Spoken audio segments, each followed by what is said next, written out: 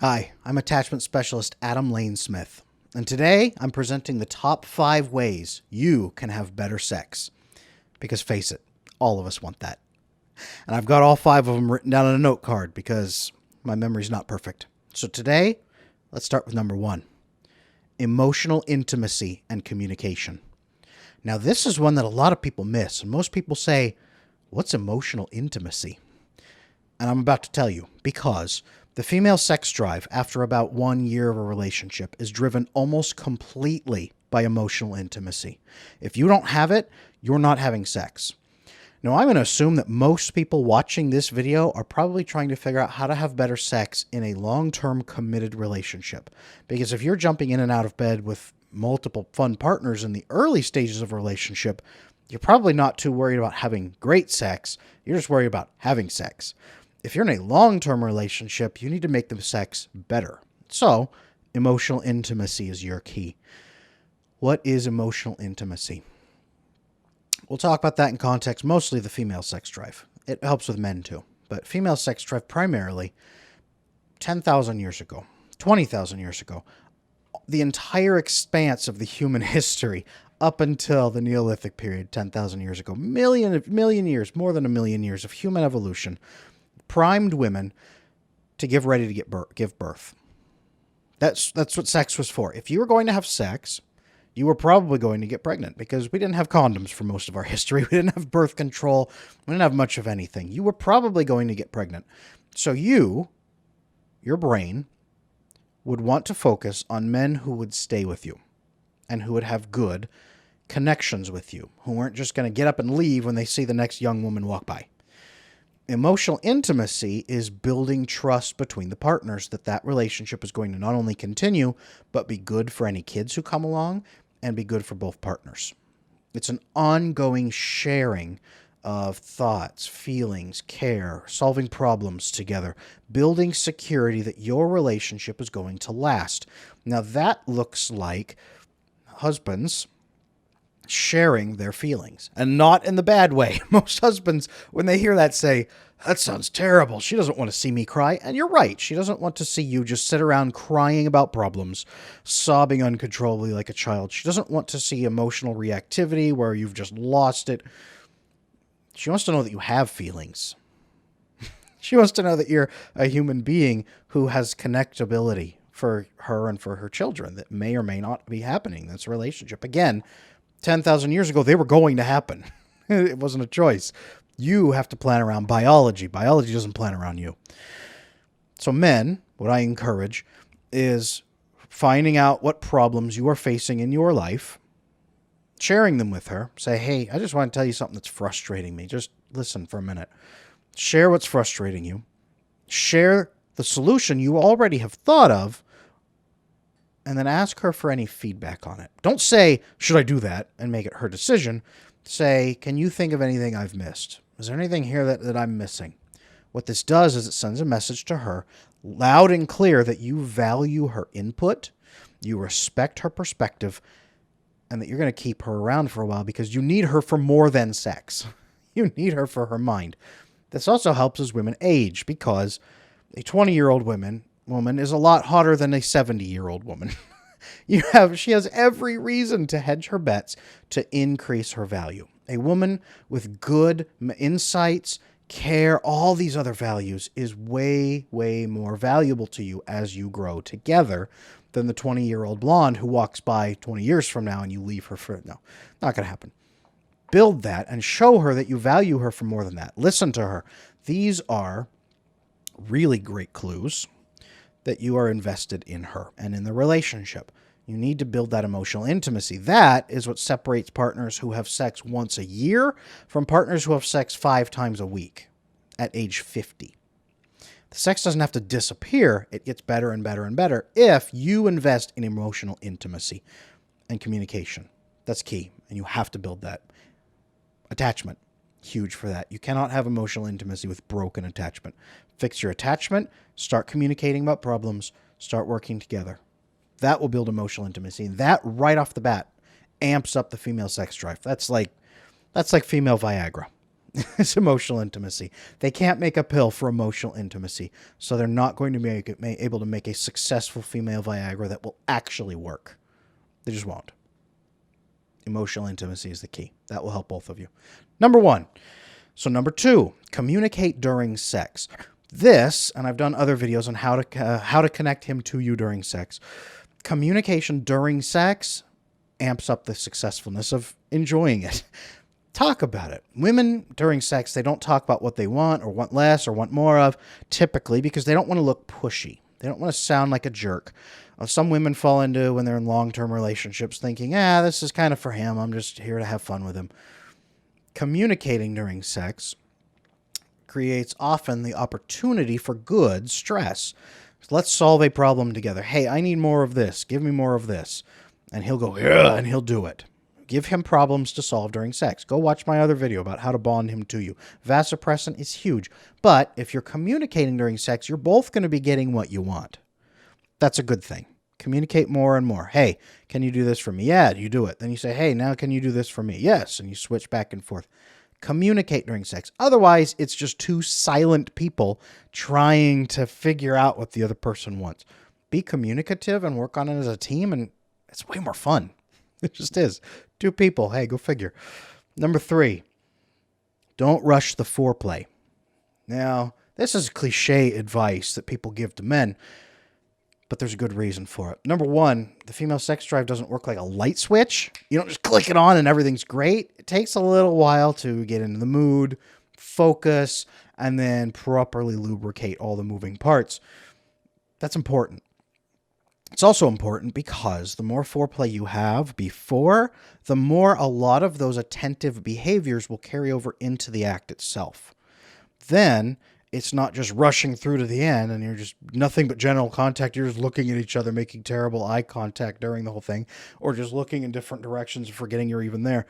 Doing more foreplay builds the emotional intimacy, primes the female sex drive, gives the man more of a rush, typically. So if you ever have any erectile dysfunction issues, it could possibly, one issue could be the foreplay. Maybe you're not having enough. Maybe you're not engaging enough. Engage in that foreplay. It also disconnects your mind from the porn mindset. Whether you watch porn or not, it disconnects it from that because you're not just focused on rushing into it like a porn act or just doing it. You're focused on actually engaging with your other partner in non-genital contact. That's huge. That is really huge for actually having a fun experience. Porn is a whole separate issue I'll talk about in a different video, the problems of it. But for now, don't rush the foreplay. Set a timer, 10 minutes, 20 minutes. Honestly, the longer you can do the foreplay, the better the sex is probably going to be. It just happens that way. And the woman will probably enjoy it more too because you're not just attacking her like a Viking raid. You're actually showing that you're engaged in it.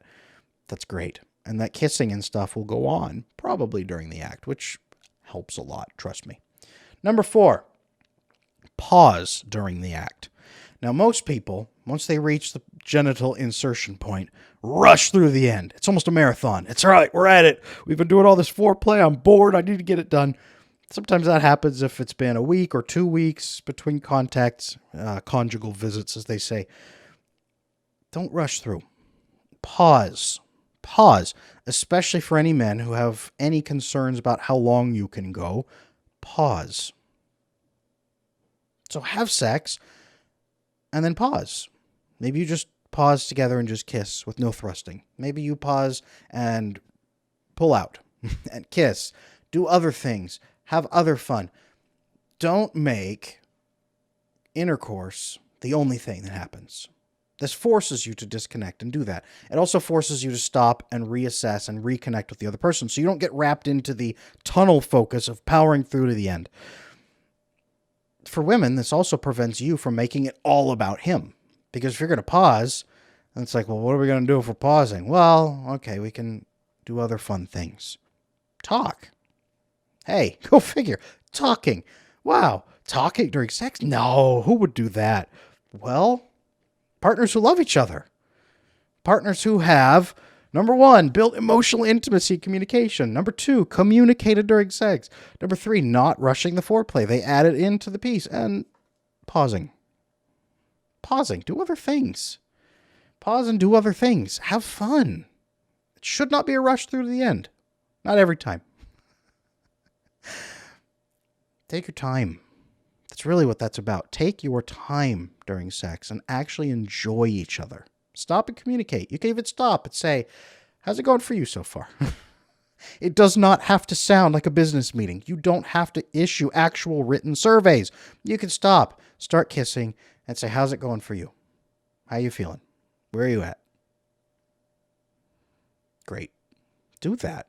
And probably the sex will be 2-3 times longer. Is that a bad thing? No, it's not. It's a great thing. Number 5, have more fun. Have more fun. That sounds stupid because you're having sex, but so many people have sex that isn't fun. So many people are going into it and just enduring it or rushing through it. It's a lot more like masturbation. You're masturbating with each other. And that's really what a lot of these pieces in this video are about, is to stop masturbating with each other. Stop using your partner like a sex device.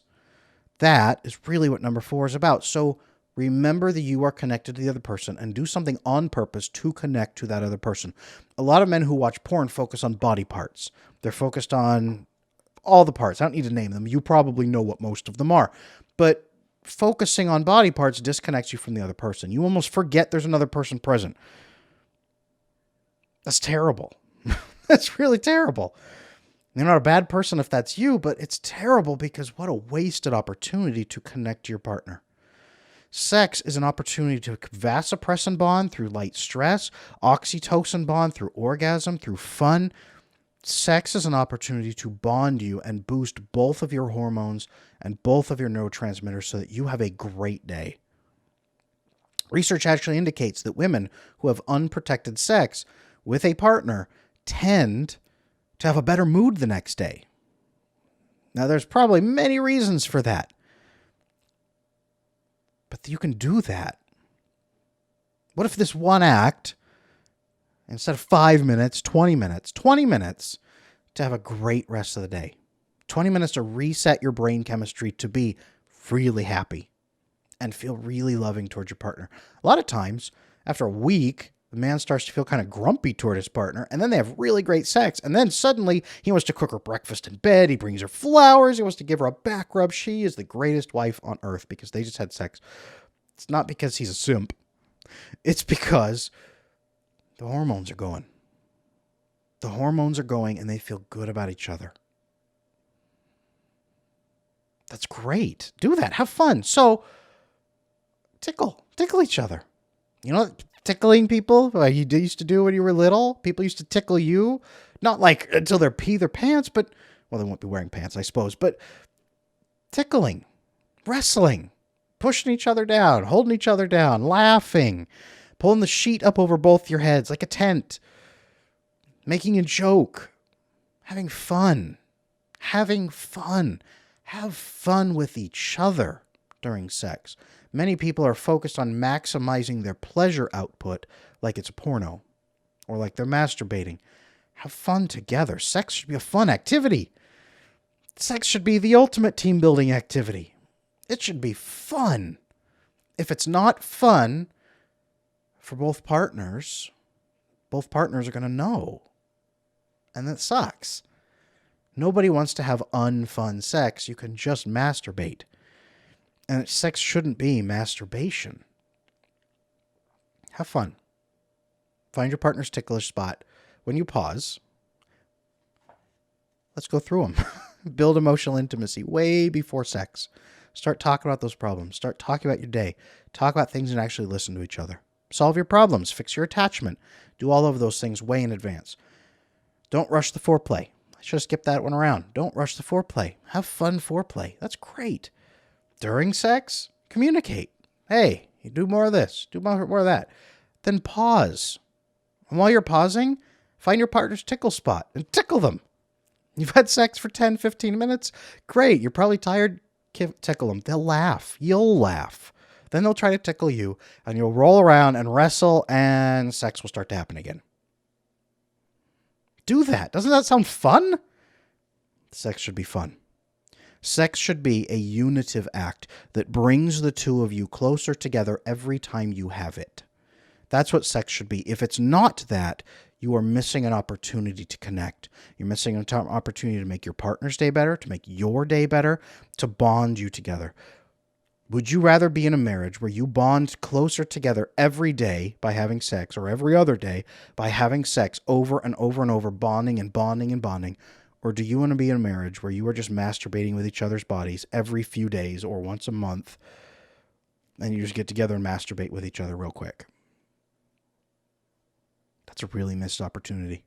Really missed opportunity. That's how you need to do it. And for women, this list doubles as a way of top 5 ways to increase your chance of having an orgasm. Because all of these things increase the female sex drive, all of them, and increase your chance of having a really great orgasm. So if you've never experienced an orgasm, or you want to experience more orgasms, or you want to experience multiple orgasms, or if you just want to have a really great time and build your marriage, this will do it. Thank you for watching. I'm Adam Lane Smith. If this was helpful, please like and subscribe. It's really helpful. Leave a comment on which one of these, number 5, number 1, whatever one was your favorite.